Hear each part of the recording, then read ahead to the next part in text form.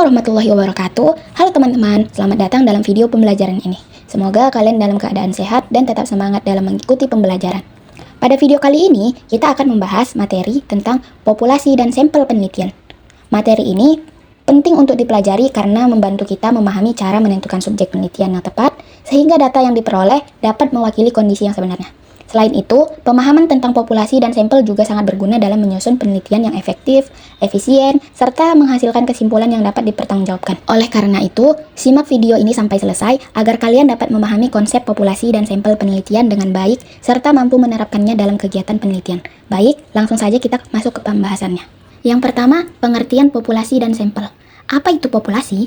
Populasi adalah keseluruhan subjek atau objek yang menjadi pusat perhatian dalam sebuah penelitian. Populasi mencakup seluruh elemen dengan karakteristik supaya yang ingin kita pelajari atau tarik kesimpulannya. Singkatnya, populasi adalah keseluruhan atau target yang ingin kita jawab melalui data. Dalam penelitian, populasi bisa sangat besar maupun sangat kecil, bergantung pada fokus dan ruang lingkup kajiannya. Populasi yang besar, contohnya seluruh siswa madrasah sanawiyah di suatu kabupaten. Sedangkan populasi yang lebih kecil, bisa hanya satu kelas saja. Dengan populasi yang jelas, peneliti bisa membayangkan siapa atau apa yang akan menjadi sumber data. Dengan informasi ini, maka peneliti bisa merumuskan arah penelitian, bagaimana cara mendatanya, serta diharapkan hasil seperti apa agar sesuai tujuan dan kebutuhan. Apa itu sampel? Sampel adalah representasi atau perwakilan dari populasi karena meneliti seluruh populasi seringkali tidak memungkinkan karena keterbatasan waktu, biaya, dan tenaga. Maka peneliti mengambil sebagian kecil subjek yang dianggap mampu mewakili karakteristik keseluruhan populasi tersebut secara akurat. Sampel harus dipilih dengan ketat agar bisa memberikan hasil.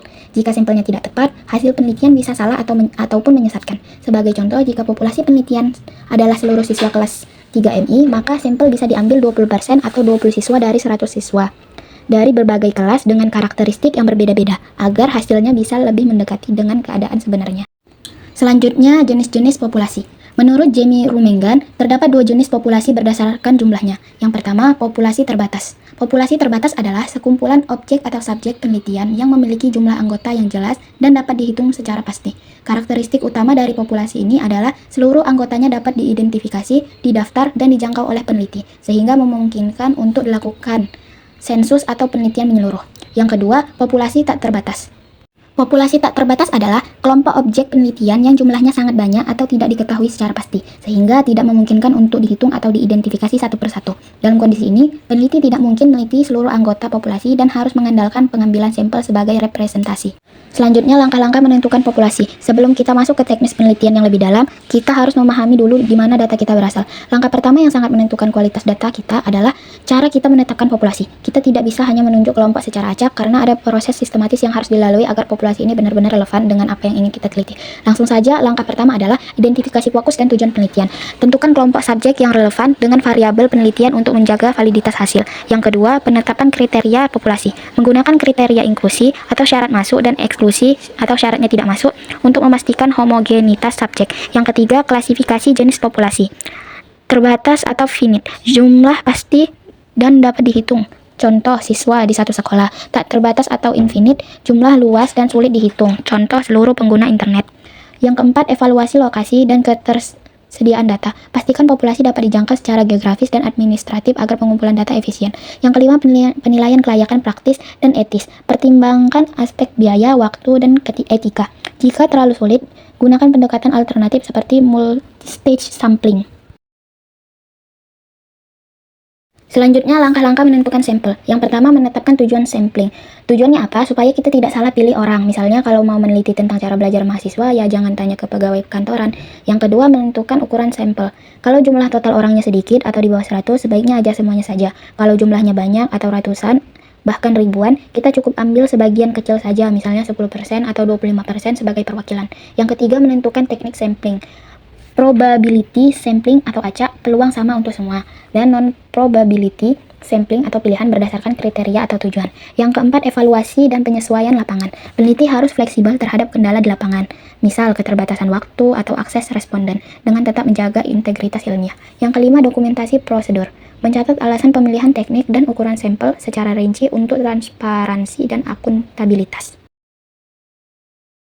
Selanjutnya kita masuk ke syarat sampel yang baik. Sampel yang baik adalah sampel yang bisa mewakili keadaan seluruh populasi. Artinya sampel yang harus sesuai dengan apa yang ingin diteliti. Misalnya jika yang ingin diteliti adalah masyarakat Makassar, maka sampelnya juga harus berasal dari masyarakat Makassar, bukan dari Surabaya.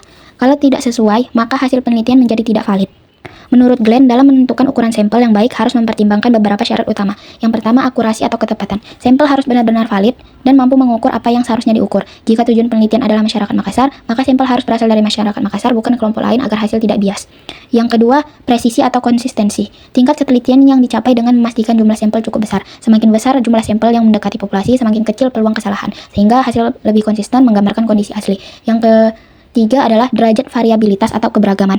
Berkaitan dengan sebaran data, semakin beragam atau homogen kelompok populasi, maka jumlah sampel harus disesuaikan agar seluruh karakteristik populasi terwakili secara adil dan tidak ada pihak yang dirugikan atau terabaikan. Lalu, menentukan ukuran sampel. Menentukan ukuran sampel yang ideal merupakan langkah krusial dalam penelitian untuk memastikan bahwa data yang dikumpulkan benar-benar merepresentasikan populasi secara akurat. Peneliti perlu menyeimbangkan antara tingkat akurasi yang diinginkan dengan keterbatasan sumber daya seperti waktu, tenaga, dan biaya yang tersedia. Dalam proses penelitian, terdapat 3 faktor utama yang harus diperhatikan, yaitu tingkat kepercayaan atau confidence level yang mencerminkan keyakinan peneliti terhadap hasil. Yang kedua, margin of error atau toleransi kesalahan yang harus dapat diterima. Serta yang ketiga, tingkat variabilitas atau keberagaman karakteristik dalam populasi tersebut sebagai acuan teknis yang umum digunakan dalam penelitian dengan populasi yang terbatas. Peneliti sering menerapkan rumus Slovin yang dapat dirumuskan sebagai berikut. N kecil atau jumlah sampel minimal yang dicari sama dengan N besar jumlah total populasi yang menjadi objek penelitian per 1 ditambah N besar buka kurung E atau margin of error atau tingkat toleransi kesalahan tutup kurung kuadrat. Lalu kita masuk ke studi kasus atau contoh sederhana. Yang pertama, profil penelitian. Topik, pengaruh media pembelajaran digital terhadap motivasi belajar siswa SMA kelas 11 di Yogyakarta. Populasinya, total 4.000 siswa SMA kelas 11, sekolah negeri dan swasta. Yang kedua, kriteria penetapan subjek. Kriteria inklusi, siswa sekolah umum yang aktif dan menggunakan media pembelajaran digital, minimal 1 semester terakhir. Yang kedua, kriteria eksklusinya, siswa homeschooling atau pendidikan khusus yang tidak menggunakan media digital. Yang ketiga, teknik dan ukuran sampel. Teknik, pengambilan sampel acak bertingkat atau stratified random sampling berdasarkan kategori sekolah negeri atau swasta. Ukuran sampelnya 400 siswa, diambil 10% dari total populasi, yang didistribusikan secara proporsional. Yang keempat, kesimpulan metodologi. Yang pertama, pengambilan sampel yang sistematis mampu meminimalkan bias. Yang kedua, menjamin efisiensi waktu serta biaya penelitian. Yang ketiga, memberikan data yang representatif sebagai fondasi hasil penelitian yang valid. Yang terakhir, kesimpulan. Sebagai penutup, mari kita ingat bahwa populasi dan sampel adalah fondasi utama sebuah metodologi. Hasil penelitian yang secanggih apapun tidak ada memiliki arti jika sampel yang diambil tidak mempresentasikan kondisi sebenarnya. Oleh karena itu, ketelitian dalam menentukan siapa, berapa banyak, dan bagaimana cara kita mengambil sampel adalah langkah yang paling menentukan dalam keberhasilan sebuah penelitian. Demikianlah pembahasan mengenai populasi dan sampel penelitian. Dari materi yang telah kita pelajari, kita dapat memahami bahwa populasi merupakan keseluruhan subjek yang menjadi sasaran penelitian, sedangkan sampel adalah sebagian dari populasi yang dipilih untuk mewakili karakteristik populasi tersebut. Terima kasih atas perhatian dan partisipasi teman-teman dalam mengikuti pembelajaran ini. Semoga materi yang telah saya sampaikan dapat menambah wawasan dan bermanfaat dalam memahami dasar-dasar penelitian. Saya mohon maaf apabila terdapat kekurangan dalam penyampaian materi. Sampai jumpa pada pembelajaran berikutnya. Wassalamualaikum warahmatullahi wabarakatuh.